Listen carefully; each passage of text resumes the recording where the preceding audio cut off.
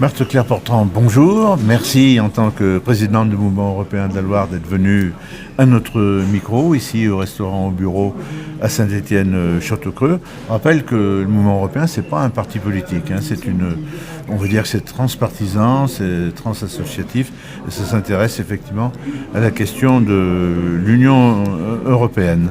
Et la citoyenneté. Exactement, la citoyenneté, on y reviendra aussi. On va essentiellement parler aujourd'hui, à moins de 50 jours du premier tour des élections municipales qui auront lieu les 15 et 22 mars. Est-ce qu'il y a une place pour l'Europe dans les élections municipales? Alors spontanément, on n'y pense pas. On va commencer peut-être par une introduction un petit peu générale. Oui ou non, l'Europe a-t-elle une place dans ces élections municipales qui par définition sont locales? Alors si on regarde la place de l'Europe dans les élections municipales, déjà les citoyens européens, donc d'autres États membres, ont droit de vote. Oui. Ils peuvent être élus. Oui. Donc déjà, on voit... donc, on a même eu un exemple à Saint-Étienne avec une dame, Alexandra Custodio, qui est portugaise et qui a été élue dans ce cadre-là. Voilà, donc évidemment, c'est la même chose pour un Français qui bien se trouve, sûr, par exemple, bien sûr. En Allemagne. Alors évidemment, à condition de résider dans la commune de manière permanente. D'autre part, l'Union européenne, elle apporte beaucoup de fonds financiers, financières aux communes. Donc, on a des aides au niveau notamment des infrastructures,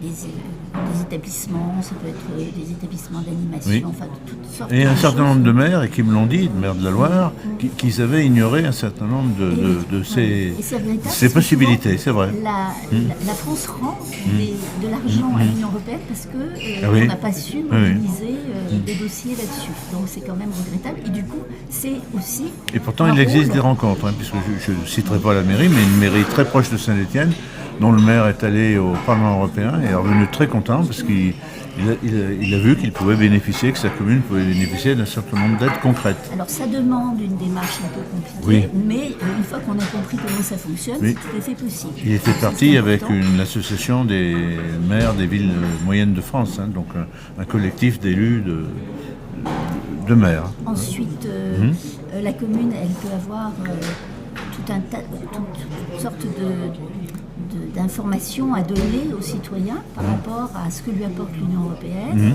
Par exemple, la mobilité pour les jeunes. Oui. Par exemple... Alors, un exemple de mobilité. Alors, Erasmus. Oui.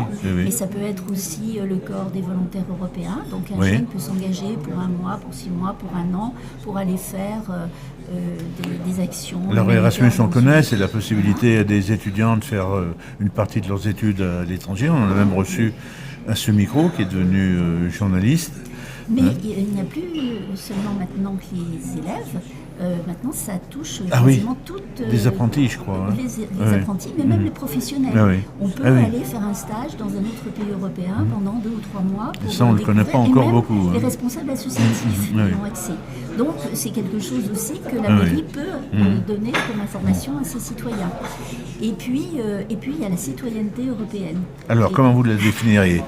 Alors quand on est citoyen français, on est forcément citoyen européen. On a donc une double citoyenneté.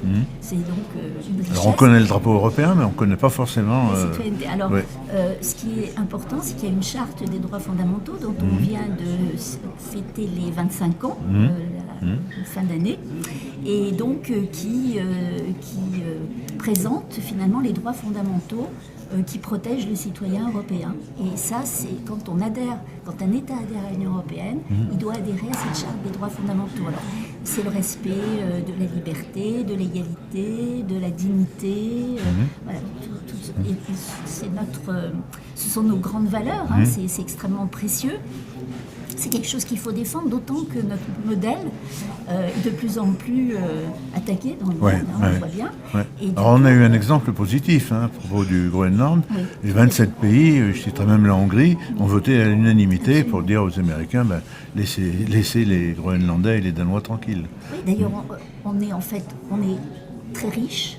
On est un espace riche de citoyens compétents et éduqués.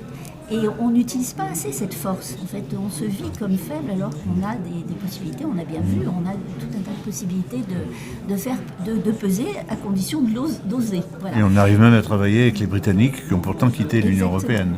Mais qui partagent les mêmes valeurs que nous. Oui, avec ce que... Voilà. Oui. Et donc au niveau des maires, qui sont les plus proches des citoyens, je pense qu'ils ont un rôle de sensibilisation et d'éducation à la citoyenneté. C'est quelque chose qui nous tient beaucoup à cœur, parce qu'un citoyen bien informé, c'est un citoyen qui sait ce qu'il fait, qui ne se laisse pas manipuler dans les réseaux sociaux. Donc, on est dans une ère de post-vérité, c'est-à-dire que maintenant chacun a sa vérité. Il y a quand même des faits. Donc revenir aux faits, c'est un peu notre marque de fabrique, donner des faits dans le respect des idées de chacun. Mais quand on prend une décision, que ce soit en connaissance de cause. Et du coup, c'est la démarche du mouvement européen, et c'est important, par exemple, que les communes puissent organiser dans les écoles des activités sur la citoyenneté ou des événements. Voilà, donc on a proposé une charte aux élus. Oui. Je ne sais pas si vous l'avez... Oui, alors je n'ai pas pu tout lire, j'ai lu les principaux passages. On en donnera l'adresse avec un site internet pour ceux qui veulent aller plus loin de ce domaine. Je préciserai juste qu'en tant que journaliste, j'ai bénéficié de 2 formations, l'une à Bruxelles et l'autre à Strasbourg. Donc on peut dire que l'Union européenne est en train de progresser. Personnellement aussi, je connais un diplomate de la Loire qui est en mission à Tirana depuis quelques mois pour l'élargissement et au préalable. Et je suis allé le voir dans ces 2 pays, la Macédoine du Nord et le Monténégro, pour les mêmes missions. Est-ce que c'est bien d'ouvrir l'Europe, qu'il y ait des candidats qui travaillent? Là, il a travaillé sur à la fois des questions de sécurité, mais sur d'autres thèmes qui étaient différents en Macédoine du Nord, au Monténégro, et là, il est à Tirana depuis quelques mois seulement. Et voilà, c'est ça. Ce qui est important, c'est de s'informer. On a eu, d'ailleurs, avec la Maison de l'Europe, l'année dernière, en fin d'année, un professeur de sciences politiques est venu faire réfléchir des citoyens sur l'élargissement.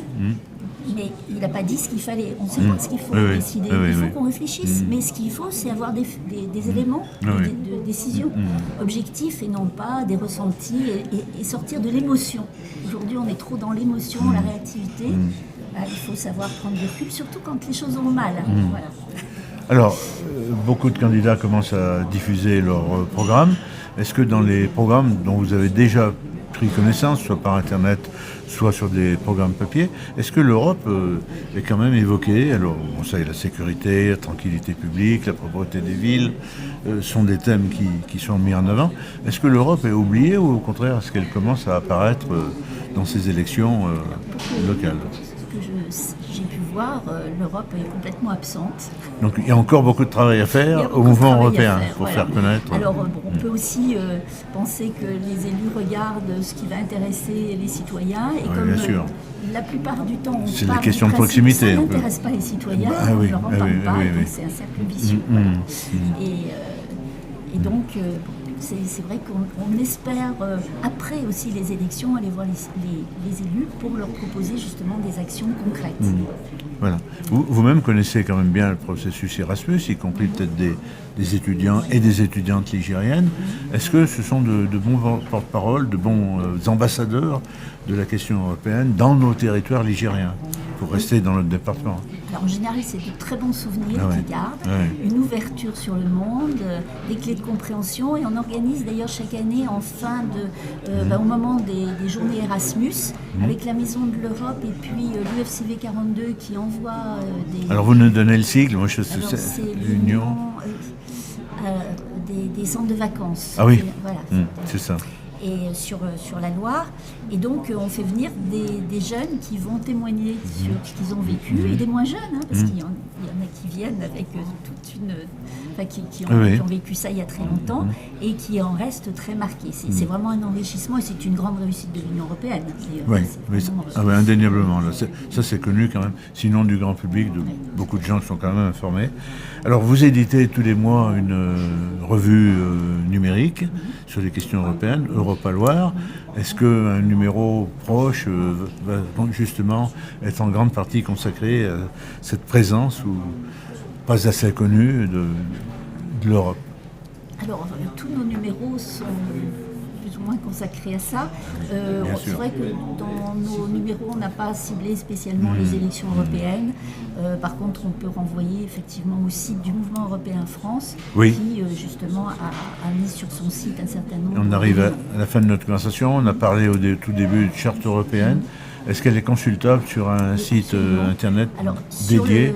sur le site du Mouvement européen France, donc vous tapez Mouvement européen France. D'accord. C'est sur les premières pages, donc vous pouvez constater, télécharger la charte. Et puis ce qu'on appelle le plaidoyer, notre argumentaire. Et d'ailleurs, j'en profite pour dire qu'on a renouvelé notre présidence. Ah, d'accord. Donc ça s'est fait tout récemment. Et c'est le président actuel qui a été renouvelé, mais oui, on a choisi la jeunesse. C'est un président qui a une trentaine d'années. D'accord. Et qui est plein d'enthousiasme, avec un bureau où il y a beaucoup de jeunes, et beaucoup de jeunes très impliqués. Peut-être l'inviter dans le département. Pardon. Peut-être l'inviterez-vous dans le département. Ah oui, sûrement, et vous pourriez nous l'amener. Et à ce moment-là, on vous le dira. Eh bien, merci beaucoup. Je vous souhaite un excellent week-end. Merci.